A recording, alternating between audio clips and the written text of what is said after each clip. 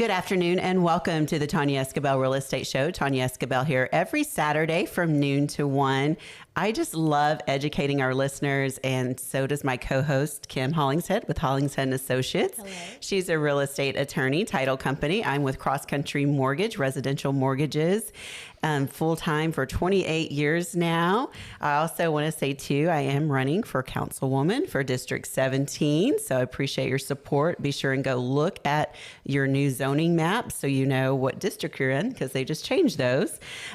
So we are here basically to provide education for all of your real estate needs. So what does that really mean to our listeners? That could be residential, that could be commercial, that could be maybe you need some financing done, maybe you've got some litigation when it comes to title work, maybe a 1031 exchange, an S Corp, an LLC, all of those wonderful things. So we were just looking at it as a resource to be able to be a local sounding board to help you surround yourself with the best people that we know in the industry to make those decisions. Because when it comes to real estate, it is one of the biggest things that's going to help you build wealth. And then also you've got to make sure that you're working with people that really understand it to help navigate and understand what your financial goals are. So that way you know that you're making one of your biggest investments is going to be one of your best investments and retain long-term wealth because you're working with a local expert. So our theme coming into this year, we had a couple of goals. One was to make sure we're supported more of our listeners on all platforms of social media. So we've started our YouTube channel. We're on our podcast, and then also, as always, iHeart Radio. And then you can listen live every Saturday from noon to 1 on Super Talk 99.7. Again, the passion is to be able to get more education out to people. Know the environment's changed, and we were talking to a guest earlier this week, and there's like no market's ever been the same. I've been doing it for 28 years, and there's never been the same market in 28 years. You're always having to continue to learn, continue to grow, and navigate the external things that affect the market. But when we look at Nashville and we look at the long-term history of interest rates, we're in a good position coming into January. Home prices, I feel like we're just getting back to a normal market when it comes to the residential side. Agreed. And what I'm excited about our show today is we have Jana and Brian Truman in, and they're going to be teaching us. They're with SBN, Excel Commercial Real Estate, and they are going to be teaching us what is on the horizon for the commercial side of it. So that I'm excited to hear this show. I'm so excited you guys came in because my whole career, we would get up, go to the office every day and be there 10 hours, go home. Like every employee reported in the office, and COVID happened. And then everyone kind of pulled out of their office spaces. And now I feel like we're coming into this year and there's just such a gap and a need for people to come back together in an office space to have that camaraderie with one another, to learn from one another, mentorship with one another. Mm-hmm. And so to me, looking at it, does that mean we're getting back into some traditional methods that we lost, during COVID? So excited. I know Kim invited you guys on, and I'm so happy to have you, get to know you. And I'm going to soak up and learn a lot today. And I hope my listeners do too. Yeah. All right. Yeah, because they are some major experts. We got two of the best right here. So Brian and Jana and I met on a development deal. At the very early stages, I think it was like still in zoning, and we were working on an acquisition for development. And through that, we became neighbors. So we actually are neighbors. I didn't know you were neighbors. In our office neighbors. She cannot run away. We know where she lives. We absolutely love having you guys as neighbors. I mean, Kay, just every single day, we get to see them every day, and they're some of my favorite people.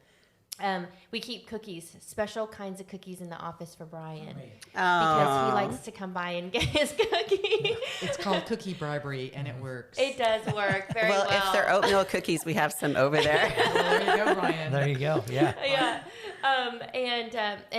And so they're really experts in commercial real estate, which is a totally different animal from residential, right? I love the fact that you brought up that office has been on the decline for, I would say, at least a year now. Office has really been in a lull. And we do, I feel it more than see it, a shift. I think we both agree that people want to get back into the office more, and that leadership is wanting their staff to come back into the office for sure.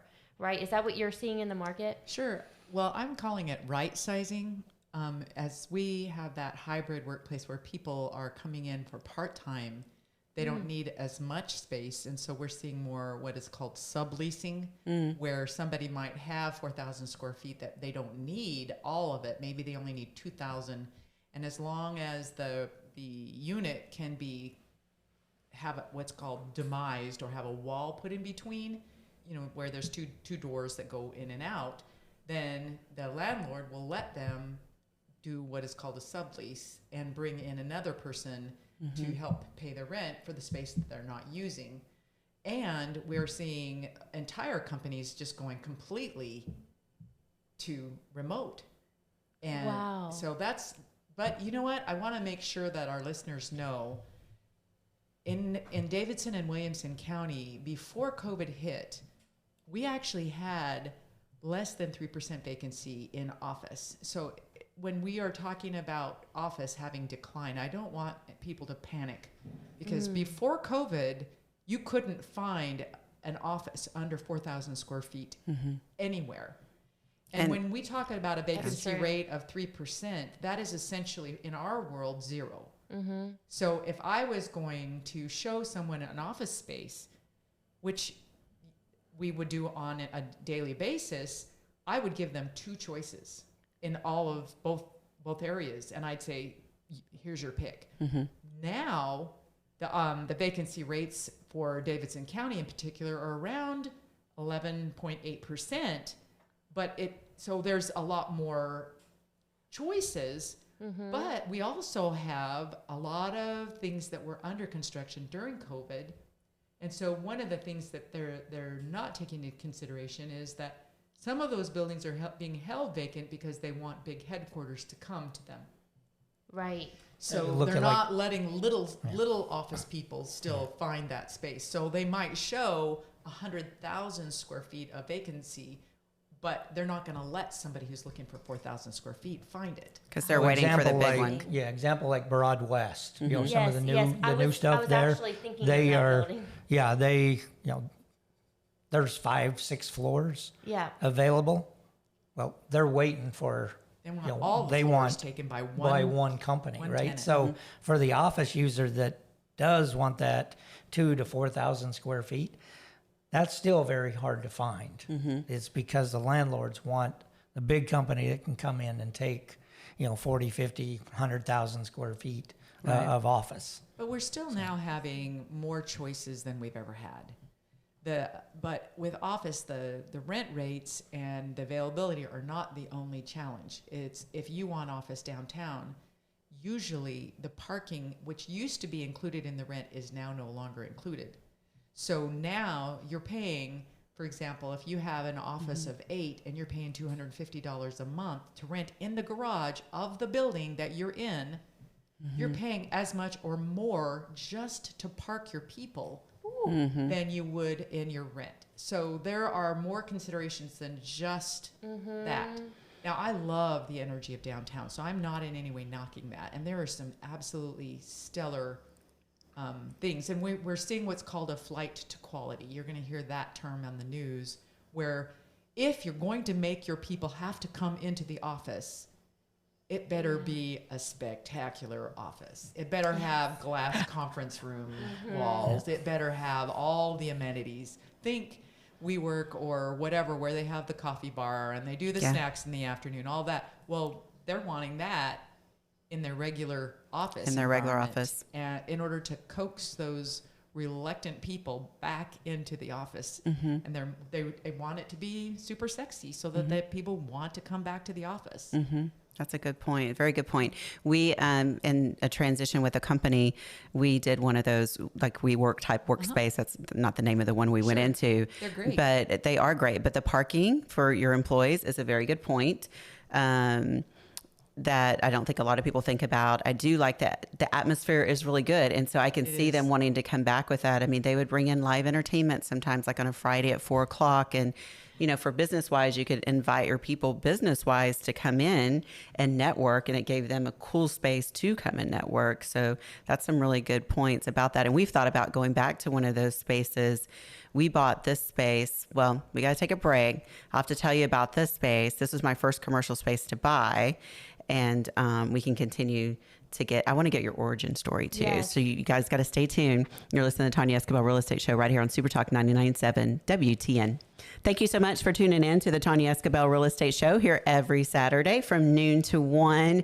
If you're just now tuning in and maybe listening to the show for the first time, we've been on the air for about 18 years now.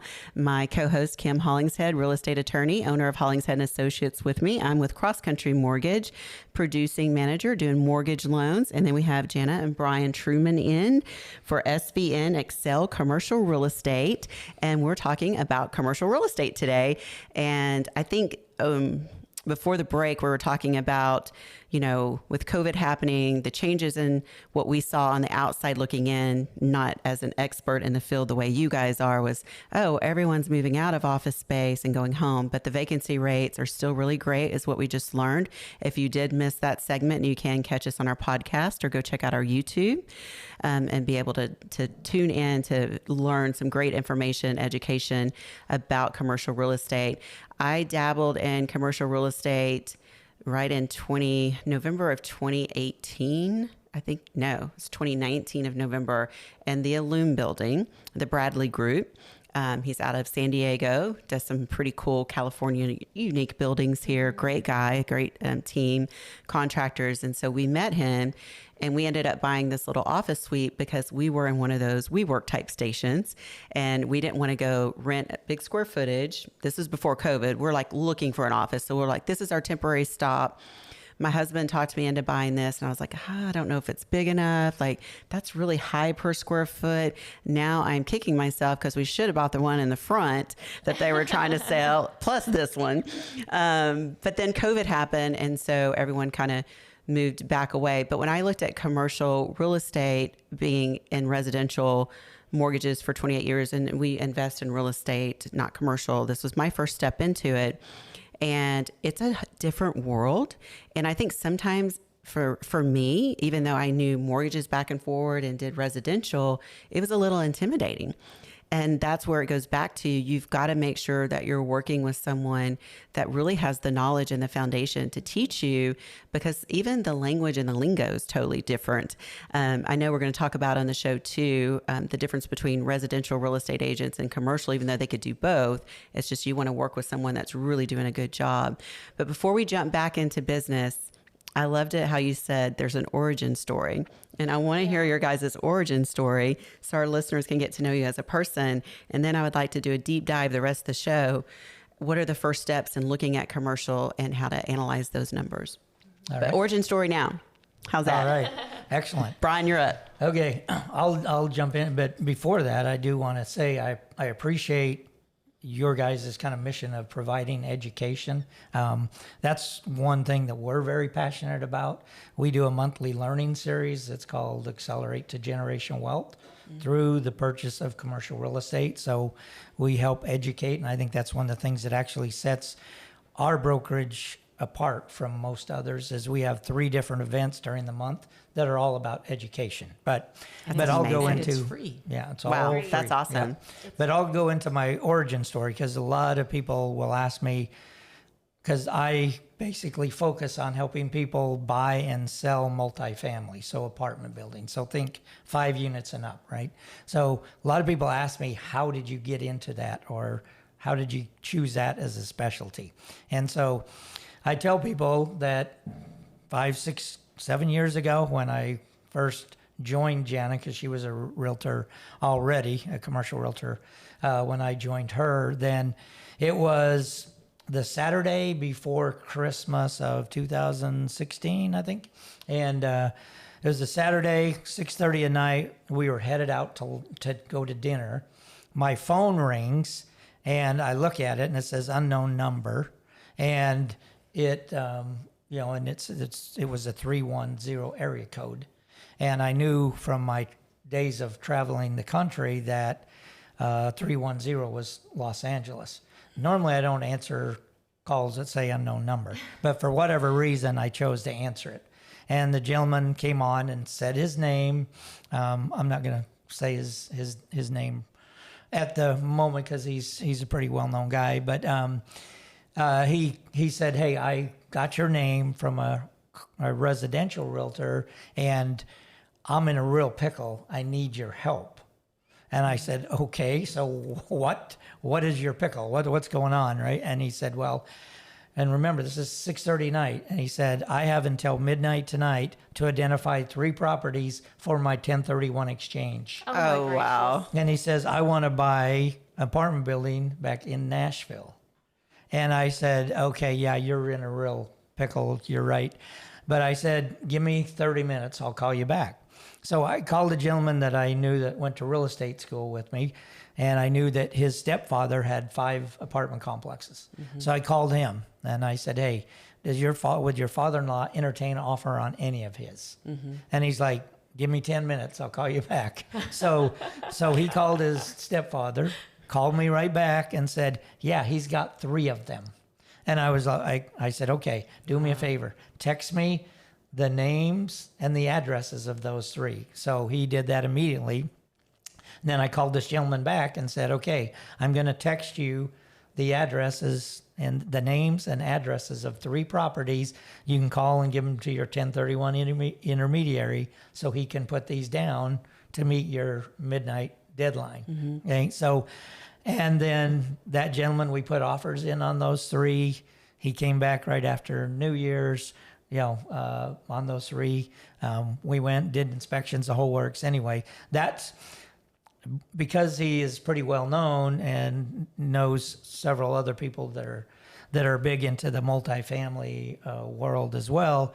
When they arrived in right after New Year's to come and take a look at the properties, he came with his wife, his child, the nanny, and their video photographer. So they came off the plane. Everything was videoed. It was a very strange moment. Yeah, everything was. Wow. Everything surreal. was being recorded. Yeah, everything. Yeah. Dinner was recorded. All Everything. the inspections So were it recorded.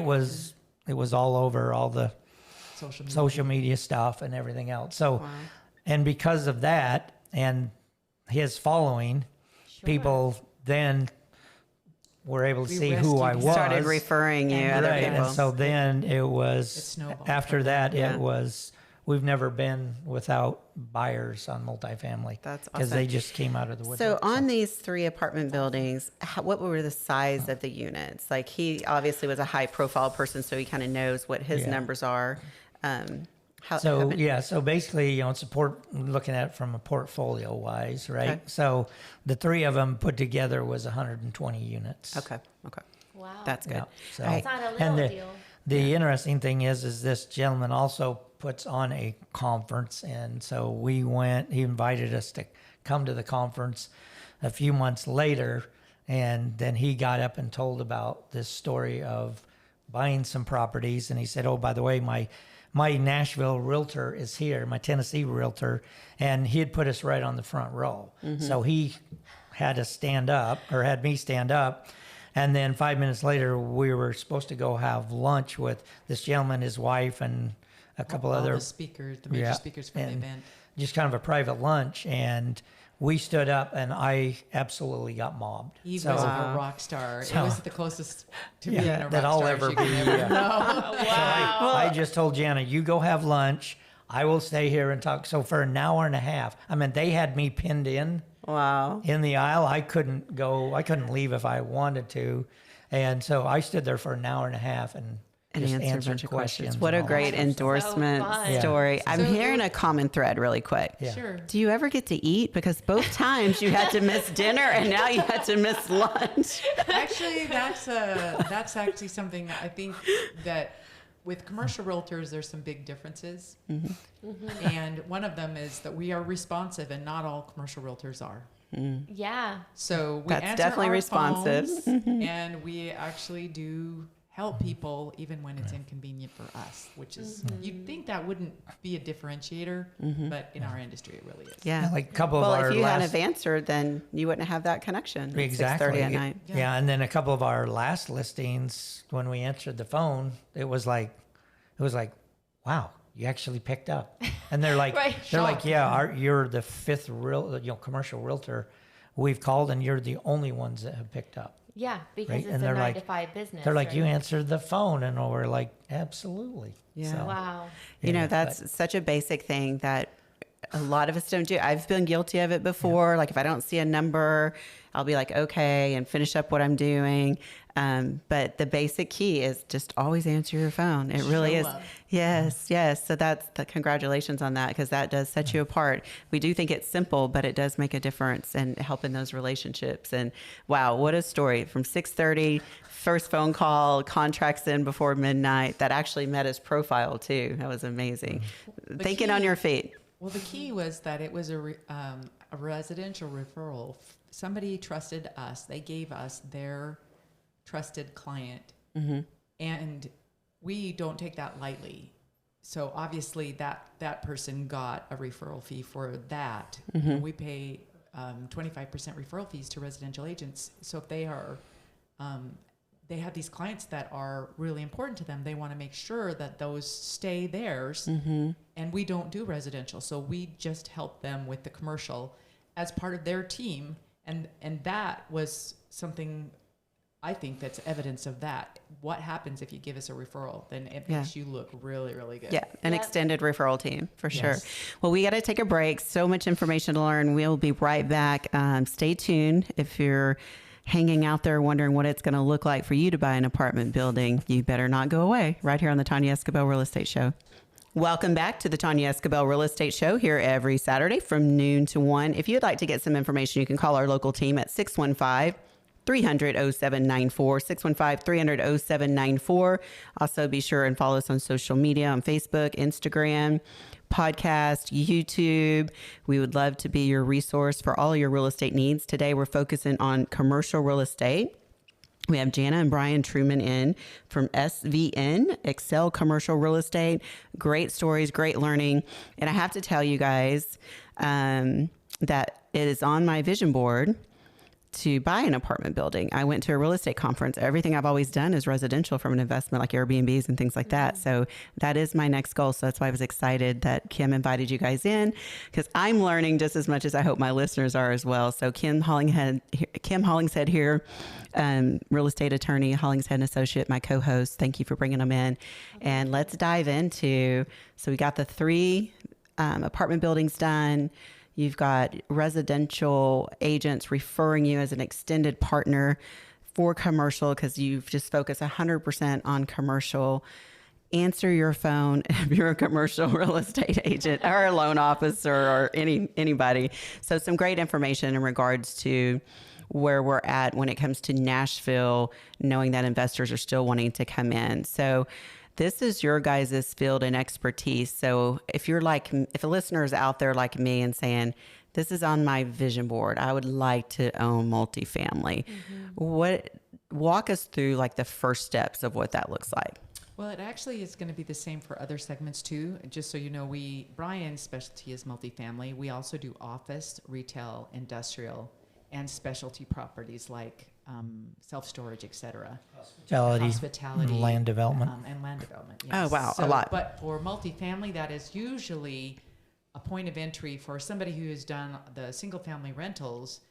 Then the next version is to do a portfolio sell, where they take that and they, for example, start with a couple of quadplexes, and then they create a portfolio. They have those number of units, then they sell that, and then they can transition into however big they can go. And I'll let Brian take it from here, because this is exactly what he does. Yeah, for qualification purposes, like down payment. Is that what you're going to go into now? Yeah, okay. we can certainly do all of that. But yeah, Jen is correct. Normally, we have people that they may have 3 or 4 even single family rentals, right? Maybe they've done some fix and flips. Now they have some rentals, and then they're talking to a lot of their investor friends who are telling them, you need to move into multifamily, right? That's me in that story right now. So then a lot of them come to us and say, okay, what now, right?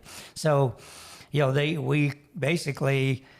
like, okay, we want to sell these individual rentals. And so I tell them, go ahead and do that. And then we need to buy, and a lot of them will say, okay, I want to buy like a 5 unit. And I'm like, why 5? Right. And they're like, well, because this kind of seems a little bit scary.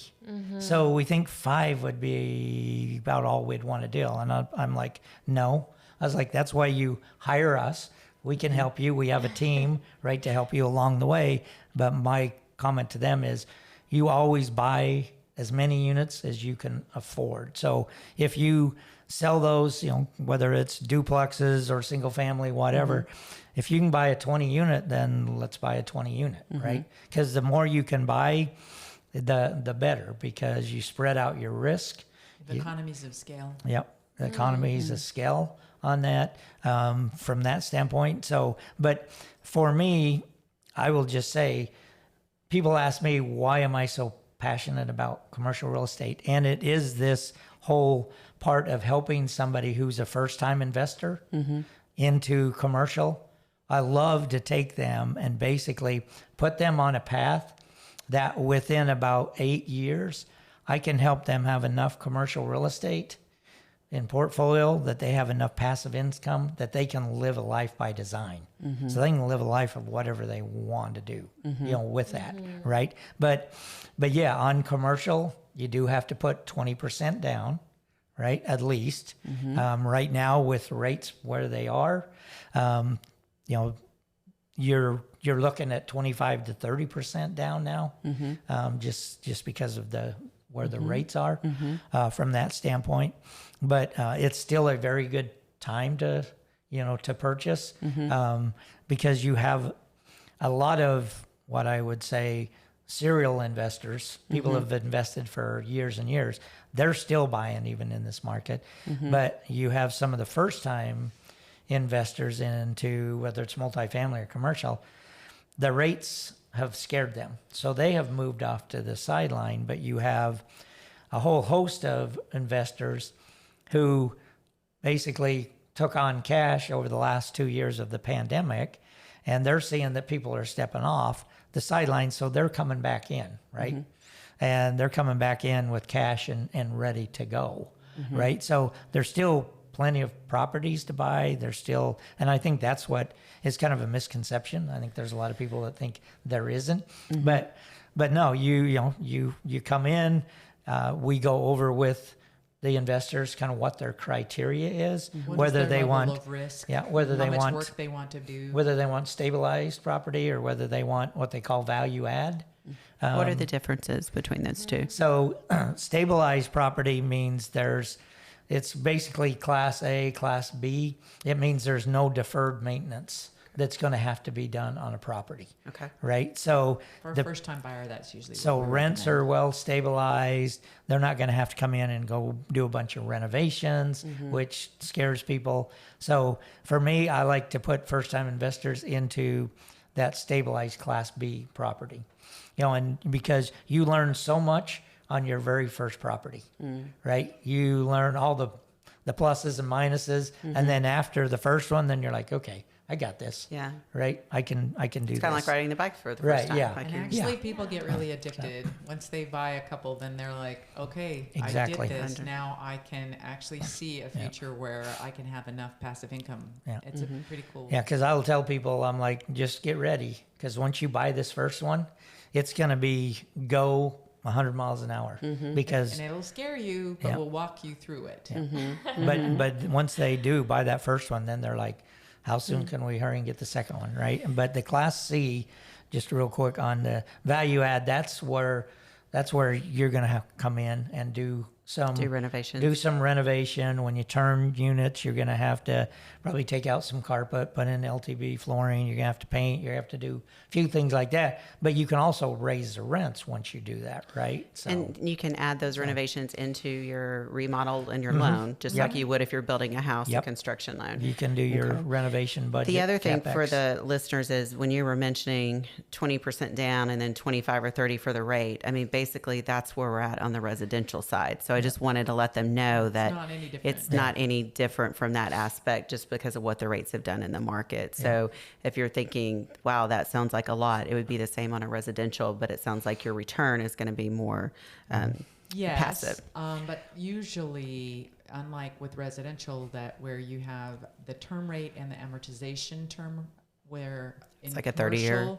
Usually the amortization rate is usually only 10 to 15 years, maybe, depending on the bank, and that the actual loan term is designed to have a balloon at the end, so that's usually 5 to 7 years. And so that and that can be a scary thing, because you think, oh my gosh, I'm going to have to refinance every 5 years, but rates could be in your favor. You don't want to, you look at it as it could, if you're locked into something that is unfavorable to you, then being able to hit the restart button every 5 years is actually a beneficial thing. Right. And your interest rates are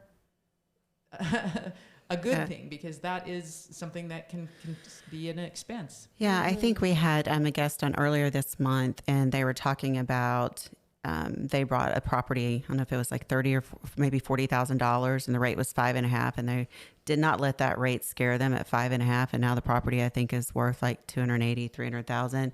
So you have to think about interest rates should not be your decision maker. You've got to look at your appreciation.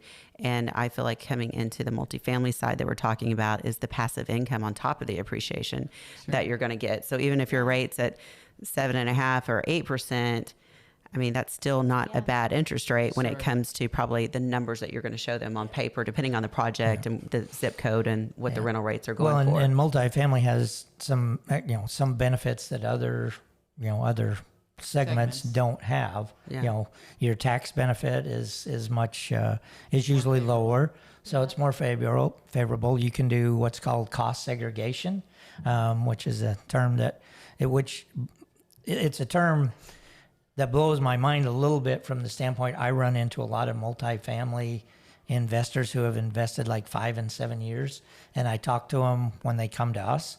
And I say, okay, so you've owned 5 or 7 years now worth of properties. I said, so you did your cost segregation, right? And they're like, what's cost segregation? Oh, I have no idea, right? What is it, Brian? Please tell the listeners so they know. Well, we got to take a break. Yeah. So we got to take a break. I'm getting so excited. Cliffhanger. Yes, cliffhanger. We got to take a break. We come back, we'll continue on and learn more about commercial real estate. Right now, we're talking about multifamily and learning some of this terminology right here on the Tonya Esquibel Real Estate Show on Super Talk 99.7 WTN. Jana and Brian here with us, learning all about commercial real estate with SVN Axel Commercial Real Estate. And I don't want to do a big intro because I want to keep learning what we were talking about. So you had mentioned a word that I hadn't heard of before the break. So tell us what that means. Yeah, so cost segregation is what it's called. So we were just talking about some of the benefits of multifamily, because you have tax benefits, and then cost segregation. And basically what that is everything on a multifamily property, meaning roofs to toilets and sinks and air conditioners and everything else. They all have a depreciation life on them. So if you're going to own a multifamily property, say, you have as Jenna said, you have a term that may be 10 or 15 years. If you want, you can accelerate that depreciation and take all the depreciation on that property in the first, 1, 2, 3 years of the property, right? So an example, we had a gentleman that bought like a 56 unit. He did cost segregation on it.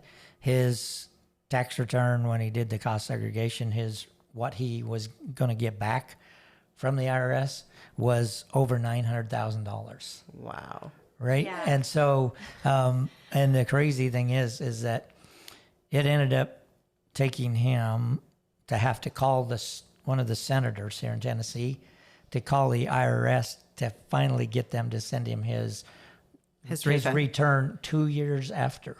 Wow. Right? The IRS will come after you if you're a day late, but if they're late, they took 2 years to get him and back. no penalties of interest either. No. It's Like just, a senator. Yeah, a call from the senator to do that. But the cost segregation is a thing that a lot of people don't know about in education. Yeah. So that's one of the things that, like our education series, we'll bring experts in that can talk about that. But on multifamily too, you have what's called forced depreciation, which is the ability to go in and do some of that deferred maintenance, even if it's just turning units, doing a little thing, adding amenities, which then allows you to just continue to force, what they call forced appreciation, force or move your rent rates up, AKA raise rents. raise rents, okay. right? And so that, again, that's something that a lot of other real estate, investments you can't necessarily do, or especially not at the rate you can with multifamily. So that's why I'm such a big proponent on the multifamily and push it and love it, is because you can just get so much return in that passive income that. Well, the numbers are definitely different for commercial real estate. Crunching the numbers just looks different, and the pro forma is going to look different than it does for residential or even like a vacation home rental, something like that. And this is the reason why utilizing a residential agent for commercial acquisition may not always be the best fit. And that's why a lot of residential agents actually work with you, right? They refer their clients to you guys. They call us the realtor's realtor because they actually, they know that we spend about $3,200 a month on data services that they don't have access to on a general basis. Wow, yeah. So why would they want to have to pay all that money for a deal once in a while when we do that? That's what we live and breathe every day.